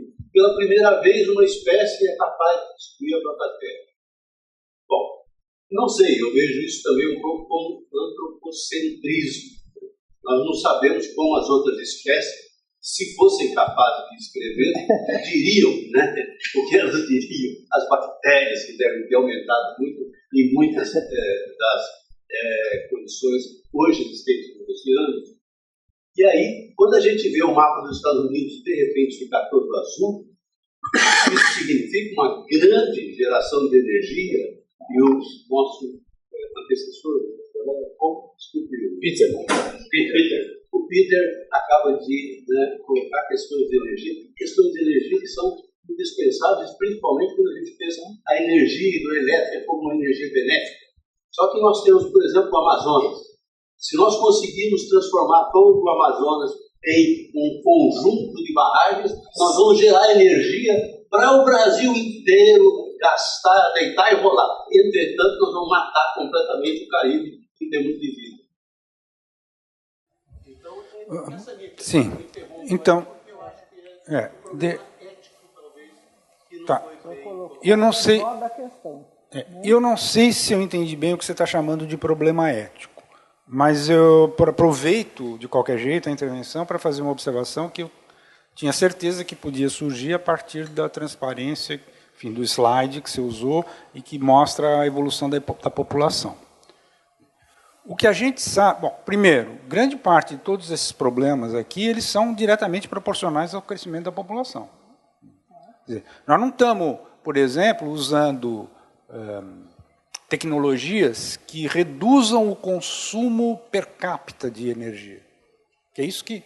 A população poderia crescer, mas se eu estivesse adotando tecnologias que diminuem o consumo per capita, o conjunto do uso das energias não iria acompanhar o crescimento da população. Mas o que está acontecendo é o inverso, ainda. Quer dizer, é, no mínimo, diretamente proporcional. O aumento da população ao aumento das energias fósseis. Bom, agora, isso quer dizer, então, que subrepticiamente nós estamos colocando o problema como se a causa fosse o crescimento populacional? É sobre isso que eu queria falar. Não sei se é isso que você entendeu como problema. Não, por quê? Porque a gente já está cansado de saber que o crescimento populacional excessivo se dá única e exclusivamente pela falta de acesso à educação por parte das mulheres. É claro que tem uma série de países, regiões do mundo, em que as mulheres têm tanto acesso ao ensino quanto têm os homens, e em alguns até ao contrário. Hoje você vê estatísticas que mostram que as mulheres estão muito mais educadas do que os homens. Mas não é assim em termos globais. Por incrível que pareça, nós temos países em que as mulheres são proibidas de ir para a escola. Tá certo? E isso está tão provado que a variável-chave para estabilizar a população no meados desse século, se a variável é essa, é acesso à educação. Quando as mulheres têm acesso à educação, a taxa de natalidade cai. Aliás, um dos exemplos mais impressionantes é o Brasil. Né? Que passou de uma situação, em princípio, essa palavra explosão populacional, tem que se tomar um certo, mas já estavam numa trajetória, de certa forma, coerente com a tal da explosão populacional, e agora já estamos fazendo previsões de estabilização da população em breve. Né? E no global, em princípio, é possível que a população venha se globalmente, no mundo inteiro, é perfeitamente possível que a população venha a se estabilizar em meados do século. Mas a principal variável disso é as mulheres terem acesso à educação, porque é isso que derruba a taxa de natalidade. Eu queria dizer isso porque, evidentemente, que é um tema absolutamente ligado quase que a economia, de certa forma, quase que começa com essa discussão com Malthus. Né? Então, se por acaso existisse alguma visão do tipo a solução é acabar com o crescimento populacional, então esteriliza todo mundo, isso estava completamente fora de cogitação dessa discussão. Eu não sei exatamente o que você quis dizer por problema ético, mas eu aproveitei o gancho para fazer essa exposição. Eu queria fazer uma observação que eu sempre quando começamos a falar do antropoceno, eu faço questão de dizer que a humanidade está feliz no antropoceno. Nunca nós fomos tantos, nunca nós fomos tão longevos, tão bem alimentados e tão ricos como no antropoceno. Com tanta previdência. Isso já está meio... já está ficando difícil, mas a verdade é essa. A humanidade nunca foi tão próspera como no antropoceno. Agora, o Zé disse, a humanidade deve se estabilizar, realmente os modelos indicam isso, uma estabilização em 10 bilhões de habitantes em meados deste século.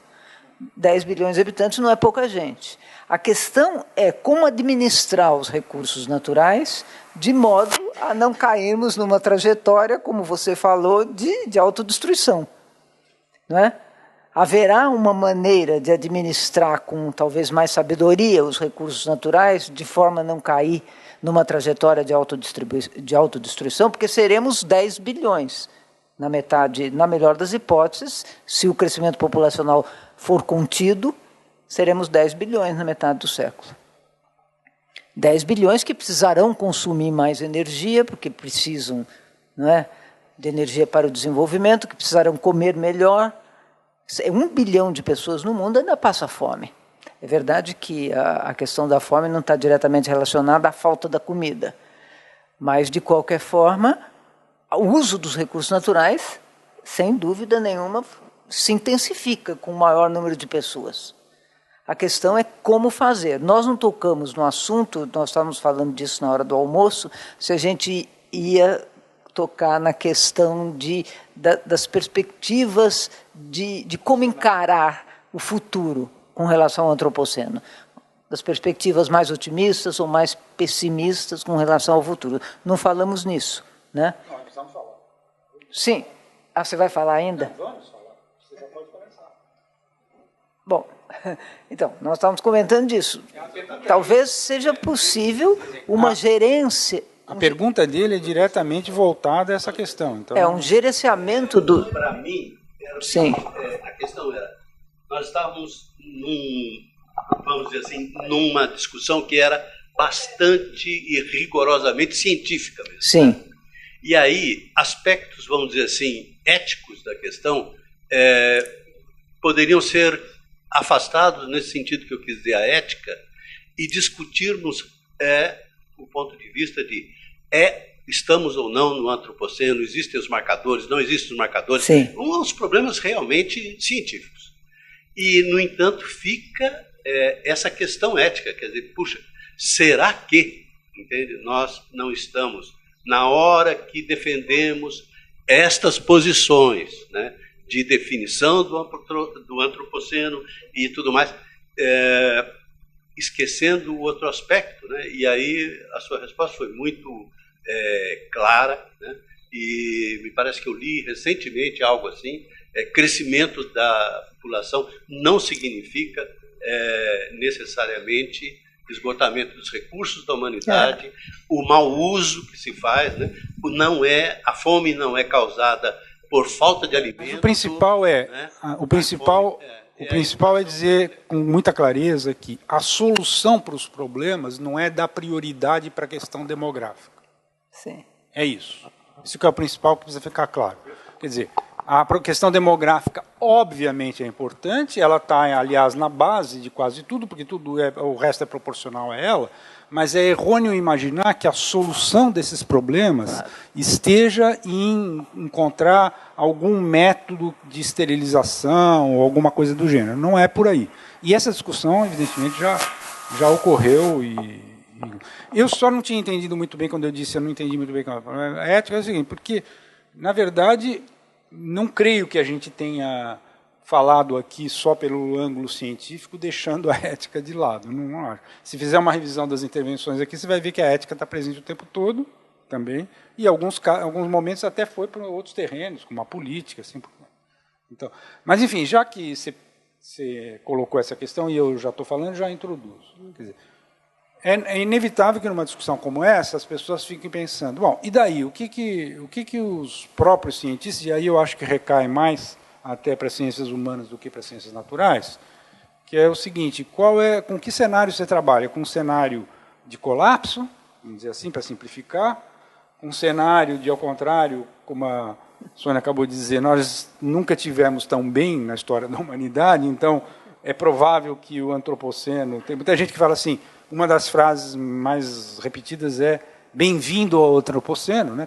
O pessoal otimista gosta muito de falar bem-vindo ao antropoceno, para dizer o seguinte, se nós formos capazes de usar o progresso tecnológico que a gente está, no sentido de resolver os problemas que nós estamos indicando, em princípio, o cenário é otimista. Então, esses seriam os extremos, e no meio tem alguns que ficam meio em cima do muro e preferem dizer que se trata de um problema mais de gestão, outros falam mais de governança, e que não necessariamente está definido nem um cenário para o lado mais catastrófico, nem estaria correto ter todo esse otimismo com a tecnologia, etc. Né? Então, eu não vou antecipar aqui, o quadro é esse. Eu não vou antecipar aqui, para não me estender demais, qual é a minha maneira de interpretar isso. Quer dizer, porque eu acho que isso nos levaria a uma discussão mais ou menos complicada sobre como é que os esses sistemas funcionam e permitem ou não algum tipo de previsão sobre o futuro, mas também, e aí sim eu queria enfatizar muito, é uma coisa que eu procurei enfatizar no primeiro dia da nossa série seminário. Nós todos temos uma predisposição em relação à natureza que vai funcionar necessariamente na hora que a discussão entra nesse terreno. Por mais cientista e muito rigoroso que seja alguém, na hora em que vai discutir futuro, e principalmente futuro com esses componentes aqui que nós estamos discutindo, os sistemas naturais, os sistemas ecológicos, etc., seria, vamos dizer, ingênuo da nossa parte imaginar que não exista uma predisposição já psicológica, psíquica, eu até diria, em relação à maneira como a gente enxerga a natureza. Então é o seguinte, eu aconselho, caso vocês tenham interesse nisso, a ler um livro que, para mim, foi muito esclarecedor, que é o do John Adams, que foi traduzido aqui por insistência minha, que chama Risco. É um analista de risco. Então, uma das primeiras coisas que ele procura chamar a atenção é falar assim, é absolutamente errado você raciocinar como se todo mundo tivesse estivesse igual diante das evidências. Não. Quando um cientista olha para as evidências, ele também tem já uma predisposição para esse lado de achar que a natureza é muito delicada, ou achar que, ao contrário, que a natureza é muito robusta, ou coisas do gênero. Quer dizer, então, é isso que eu queria insistir mais do que entrar aqui em aspectos sobre a chamada teoria da complexidade e tal, que permitiria a gente ver quais são as chances qual o grau de confiança que pode ter esse cenário, seja eles quais forem. O ultra pessimista, o ultra otimista ou em cima do muro, o grau de confiança que esses cenários têm, do meu ponto de vista, é irrisório. Quer dizer, as pessoas não gostam disso porque você fica totalmente meio que na mão do acaso, mas é isso mesmo. Nós estamos muito mais na mão do acaso do que a gente imagina. E não me convenceu até hoje nenhuma teoria dos cientistas políticos que tentam fazer previsões de longo prazo, mesmo quando as questões deles são outras. Por exemplo, eu acho que muito mais, em termos de previsibilidade, é muito mais fácil discutir a questão nuclear do que discutir a questão mais geral dos problemas ambientais que nós estamos discutindo. Seria mais simples, né? E, no entanto, quem é que pode fazer algum tipo de previsão sobre alguém vai usar um arsenal nuclear e quando... Quais são as variáveis que você colocaria no modelo desse para poder chegar a algum tipo de previsão? Então, assim, quando a gente vê na literatura, os que poderiam ser classificados como otimistas, que são os tais do bem-vindo ao antropoceno, obviamente que eles têm uma propensão anterior a encarar a vida dessa forma. Quando você vê ao contrário, eu tenho colegas, né, que escrevem o tempo todo, repetindo que o colapso é amanhã e não sei o que e tal, também é óbvio que... Evidentemente que em relação ao pessoal chamado em cima do muro, é mais simples. É o seguinte, eles aparentemente, para eles, a natureza é tão robusta quanto delicada, a depender de alguma coisa. E o problema, a chave da questão estaria a saber, a depender do quê? Diga lá, você... Não, acho que eu já falei. Não, eu tenho uma coisa de mãe de Ná aqui, de previsão. Que eu acho o seguinte, costuma haver essa divisão, muito grosso modo, da maneira que a gente encara a natureza humana, entre o pessoal que é mais Hobbes, né, que acha que o homem é um canalha, e o pessoal que é mais Rousseau, que acha que o homem é um bonzinho. Eu estou muito mais pro lado do Hobbes. E o Hobbes tem uma frase muito boa que é a seguinte: Covenants without the sword are but words. Tratados sem a espada não passam de palavras. Então, para essa questão, para o nosso futuro no antropoceno, a não ser que a gente aumente pesadamente o poder da governança global, a gente está ferrado. Agora, como fazer isso, eu não sei. O pessoal que está por aí, esse pessoal da nova direita também, que arranca os cabelos por causa o globalismo vai acabar com todos nós e comer nossas criancinhas e tal, ouvindo eu falar isso, eles vão arrancar os cabelos. Mas sem governança global, com muito mais espada na mão do que ela tem hoje, estamos ferrados. Então, o José Guilherme, que é um dos participantes do nosso pequeno grupo do seminário desse ano está inscrito. E, enquanto isso, o Reinaldo vai lendo uma pergunta que chegou para ele aqui, de uma inscrita, de uma participante. Só que a minha pergunta era para o Reinaldo, porque eu queria só saber se você conseguiria indicar ou se lembrar exatamente.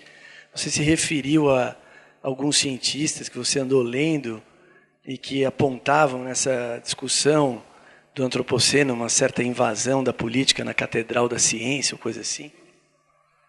Eu não vou lembrar agora. Eu lembro que eu fiz uma reportagem sobre um dos papers do grupo de trabalho que saiu, acho que na Science, estava na apresentação da professora, inclusive, e logo, acho que na mesma edição, na edição seguinte da Science, saiu uma reportagem comentando esse artigo e com essas vozes dissonantes. Mas os nomes eu não lembro, eu teria que procurar, me desculpa. Bom, a pergunta é para mim, então. O Reinaldo José Lopes mencionou no início da sua intervenção a questão de que estamos no negativo em termos de produtividade primária. Esses seriam dos pontos de ruptura mencionados pelo professor Nobre no seminário há 15 dias sobre o sistema Terra, certo? Os pontos de ruptura são também considerados como indicadores do antropoceno pela Comissão Internacional de Estratigrafia. Produtividade primária, que eu me lembro, aquele grupo sueco usa muito isso, né? Como é que é o nome mesmo? Fugiu agora. Nordstrom. Rockstrom. Rockstrom. Que ele tem um conceito dos... São 5 pilares... Ai, gente, minha memória está ruim. As fronteiras, exato, as fronteiras planetárias, os planetary boundaries, né? Até onde a gente pode ir no nosso uso do sistema da Terra sem causar muito dano. Então, sim, pelo que eu me lembro, eu acho que tá na lista. Sim, eu acho que sim. Eu nunca escrevi exatamente sobre esse trabalho. Agora, acho que não entrou nos indicadores do antropoceno, não, pelo que eu me lembro. O pessoal da abordagem das fronteiras planetárias, eles fazem uma mera menção, citando um estudo sobre a produtividade primária. Mas não está com ênfase. A produtividade primária não é uma das 9 ou 10. Por que fala 9 ou 10? As pessoas ficam falando, é 9 ou é 10? Não. É porque eles fizeram uma coisa seguinte, o ciclo do fósforo e o ciclo do nitrogênio estão juntos, como se fosse uma fronteira. Mas, na verdade, nós estamos falando de duas coisas diferentes. Então, você tanto pode interpretar que são 9 fronteiras como se são 10. Agora, nenhuma dessas fronteiras é a produtividade primária. A produtividade primária entra na argumentação, e agora a pergunta é, quando você estava falando, foi fulano, Beltrano, e eu estou tentando lembrar quem que eles citam, mas não consigo me lembrar bem, e me pergunto se não é aquele Pimentel. Que é o produtividade primária? O Mali fala em 20%. Não, a discussão é quem que é o autor, o estudo sobre a produtividade primária, quem são os... Bom. Tem um livro do Thomas Lovejoy, no qual ele faz uma conta ali, mas eu não sei se ele fez essa conta apenas para o livro e não chegou a publicar o raciocínio inteiro dele. Agora eu não lembro de outras pessoas, mas o Lovejoy já escreveu sobre isso também. Bom, lembrando que nós temos mais 15 minutos no máximo, agora você vai falar Zé Guilherme. Então. Eu queria fazer um comentário um pouco sobre uma coisa que a Sônia lembrou aí.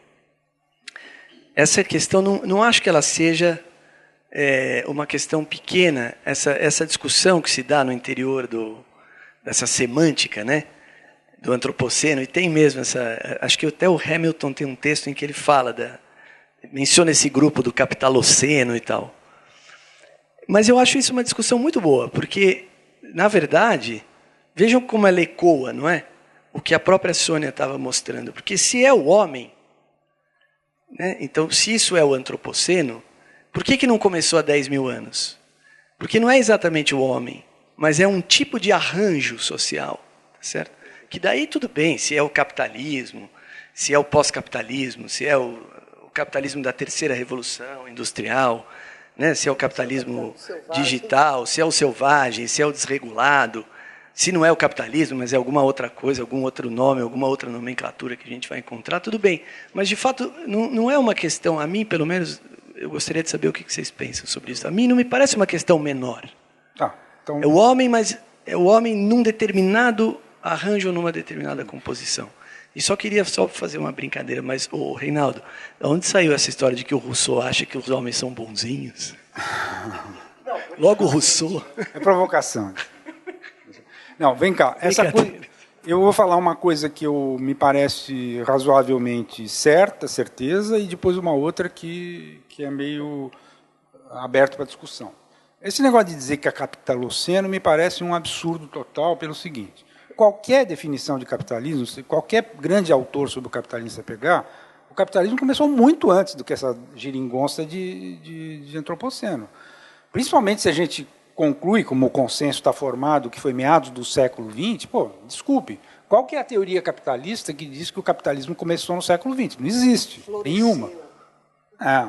Não, quer dizer, qualquer uma que seja Brodel, ou Marx, ou não sei o quê, a periodização do capitalismo é completamente diferente. Agora, então isso aí, para mim, assim, tudo bem, eu achei uma grande sacada do cara escrever um livro com o título Capitaloceno. Foi muito bom do ponto de vista assim, de chamar atenção e tal, com certeza. Mas agora, deixando de lado, então, essa questão que para mim parece pacífica, quer dizer, que não corresponde, não tem nada a ver, o que eu vejo num certo número de autores das ciências humanas que são muito críticos, que são contra, é que eles acham, aí então eu começo a dizer, acho que já é uma discussão mais interessante, eles acham que essa nossa insistência em ficar chamando a atenção, porque a espécie humana, de certa forma ajuda a diluir as diferenças que existem dentro da espécie humana. Quer dizer, não chegando a extremos de dizer que quem está decidindo isso é um punhado de brancos arianos e não sei o quê, mas não é isso. Mas o que eles estão querendo simplesmente chamar a atenção é o seguinte, vem cá, se foi, como vocês estão dizendo, no meados do século XX que começou o antropoceno, nós não estávamos lá todo mundo em pé de igualdade nossa espécie humana. Isso, então, é um convite para uma discussão que me parece altamente relevante e muito interessante. Mas a taxação de que, em vez de antropoceno, devia chamar capitaloceno, não sei o quê, me parece bem... E eu, quando fui ver de onde vinha, vi que é um cara bem maturo, lá, um sueco, essas coisas. Sueco, publica em inglês, sai um livro... Teve uma boa sacada, né? O título é uma sacada e tal.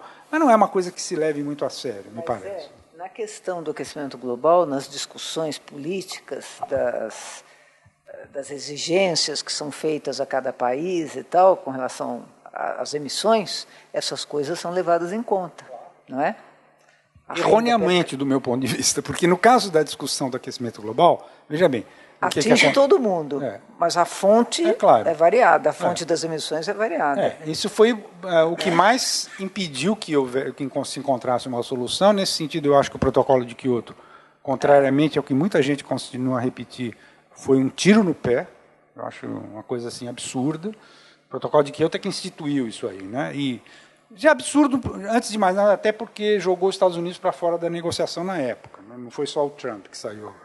Mas também porque a questão central é a seguinte, a imagem que mais facilita para explicar isso. Nós estamos todo mundo dentro de um barco.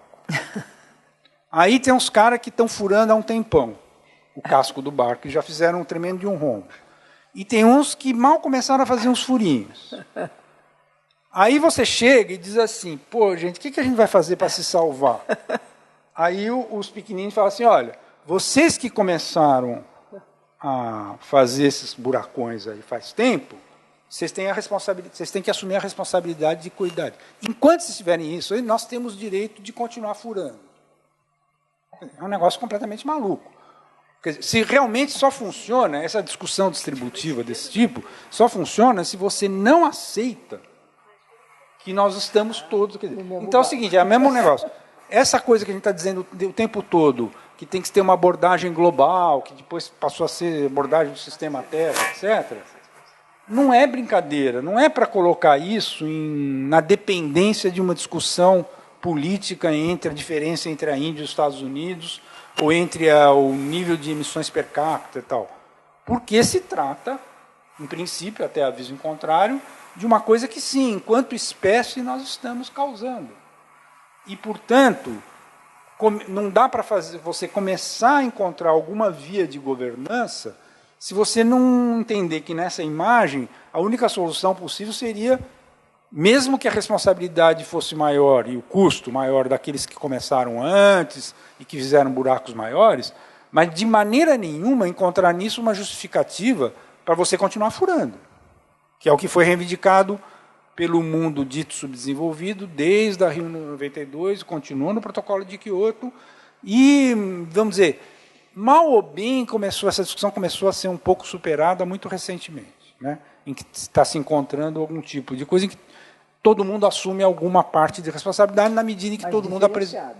Diferenciada, mas de todo mundo apresenta, de qualquer forma, qual será a sua contribuição para a comunidade internacional. Quer dizer, os que fariam os furinhos, que queriam reivindicar o direito de continuar fazendo o furinho deles, eles agora estão falando assim, não, vocês têm mais responsabilidade, vocês têm que arcar com o custo, mas também vocês têm que nos ajudar a não furar mais. Mudou o discurso. Né? Mesmo que seja assim. Mas eu só vou furar, porque foi em Paris, né? na última COP, na penúltima COP, foi muito delicada essa questão, porque a Índia mudou de posição na última hora e tal, e era uma peça-chave nessa história. Em grande parte por causa disso. Há ou não há compromisso de ajudar a Índia a cuidar do assunto, da comunidade internacional? É efetivo ou não o tipo de contribuição que os países mais ricos poderão dar à Índia se ela se comprometer a fazer alguma coisa nessa direção? Isso não há dúvida nenhuma, é uma discussão, mas é uma discussão completamente diferente do que como ela estava, principalmente no caso do protocolo de Kyoto. Eu estou vendo o microfone na sua mão aí, Zagre, você vai falar ainda? Não? Tá. Então, não sei, vocês querem fazer um fecho, Reinaldo, Sônia? Só uma coisinha. Acho que Capitaloceno é um péssimo título por um motivo simples. Você bota um nome desse e pronto. Tchau, Estados Unidos, tchau, todo mundo, sabe? Não, desculpa, não dá, não adianta. Você do ponto de vista político, é invendável isso aí. Não adianta ficar batendo nesse tipo de tecla. Não tem jeito. E Rousseau, desculpa. Hobbes e Rousseau, perdão, é só... Assim, a caricatura de manual, eu não sou um grande leitor de Rousseau, de Hobbes um pouquinho melhor. É só a caricatura de manual sobre estado de natureza. Se estiver errado, depois você me corrige. Bom, então, antes de fechar, porque sobram alguns minutos, é o seguinte, essa coisa do capitalismo está muito mais complexa, né? Porque a gente tem... Qual que é o capitalismo mais pujante no momento, mais impressionante? A China, que é um país, em princípio, é um país com regime político comunista, né? Centralizado, ditadura e tal, não tem nada a ver com a ideia que se faz. Então é o seguinte, eu não vejo mal nenhum, eu não acho que o livro vai deixar de ser vendido nos Estados Unidos porque chama Capitaloceno, com certeza. Talvez vender o livro é uma coisa, vender a ideia politicamente vender a ideia politicamente. Mas eu me referi principalmente à sacada que o cara teve de fazer um livro. Se ninguém mais... Vocês querem, Sônia, fazer algum comentário? Então, olha, muito agradecido a todos os que acompanharam até aqui. Eu fico sempre um pouco preocupado com essa história de um vídeo depois que vai ser muito importante que seja usado por pesquisadores, estudantes, etc., tenha 2 horas. Porque, normalmente, quando você diz que o vídeo tem 2 horas, desestimula muitas pessoas. Mas eu tenho visto, por exemplo, o Nobre era um bom caso, porque tinha ele, né, como pessoa que atrai muita gente. Eu andei perguntando para as pessoas, assistiu? Não sei o que tal. É meio raro que a pessoa diga que assistiu inteiro. Mas, normalmente, a primeira metade você assistiu. E a outra coisa também, que a vantagem é que esse meio conversa, ping-pong e tal, também acho que facilita que a pessoa fique mais... Com 4G, Bluetooth no carro, a pessoa ouve no trânsito. Como se fosse podcast, né? O pessoal usa muito vídeo do YouTube como se fosse podcast hoje. Não está assistindo a imagem, mas deixa o som e vai ouvindo. Comum com vídeo grande na internet, isso. Bom, então, olha, muito agradecido, principalmente ao Reinaldo, que eu não sei se vocês todos sabem, apesar de ser jornalista, editor da Folha, imediatamente vocês imaginam que ele mora na Barão de Limeira.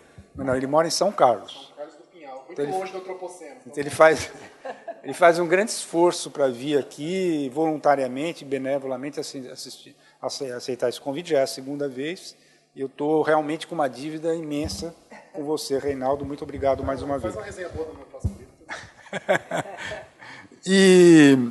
E a Sônia também, porque não só pela nossa colaboração aí durante a série de seminários, mas por ter feito uma espécie de fecho com chave de ouro com a exposição que ela fez aqui, que de todo esse vídeo de 2 horas, com certeza é a parte mais importante para quem quiser, vamos dizer, fazer uma ideia do que a coisa se trata. Foi muito bom. E muito obrigado também pelas perguntas, que eu já agora posso dizer isso, foram melhores do que em outras vezes. Como esse aqui só nesse semestre já é o 3º evento desse tipo que eu faço no IEA, dá para ficar comparando assim. As perguntas hoje foram bem melhores do que em outros momentos. Muito obrigado. Então, até um próximo evento desse tipo.